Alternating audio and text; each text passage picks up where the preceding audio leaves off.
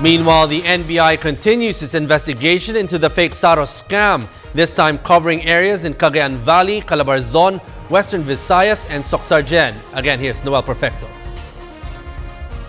The National Bureau of Investigation is urging Congressman Teodorico Jaresco Jr.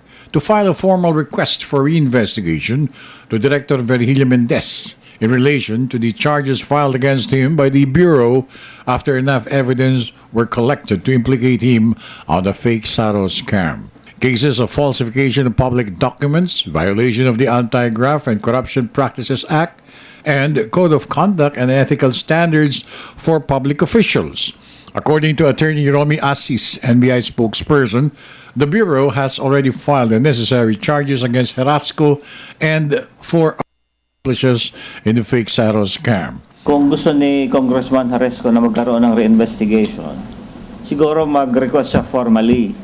He should write a letter addressed to the Director of the NBI requesting for a reinvestigation. And I don't think the management would reject his request. Sa husgado nga, may tinatawag tayong motion for reinvestigation. Sa prosecutor's office, may tinatawag tayong motion for reinvestigation. Bakit naman dito sa NBI ay mawawalan? Pwede yun, ang tingin ko. Pero as far as NBI is concerned, base dun sa inyo nakalap na pasok po siya. Yes.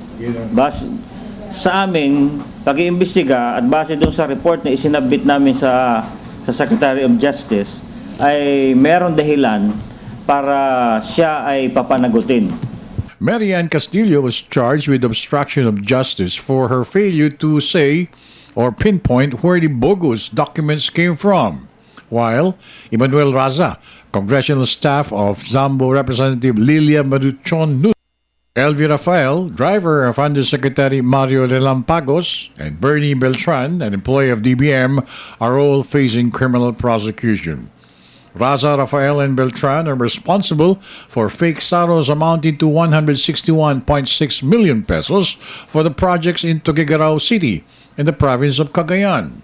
Due to the order of Justice Secretary Laila de Lima to end all illegal transactions relating to the fake Saros, the Bureau is continuing to investigate in regions wherein the fake documents are found. Included in this are the 12 farm-to-market road projects for Cagayan Valley, Calabarzon, Western Visayas, and Soxargen province, which totals to 879.8 million pesos.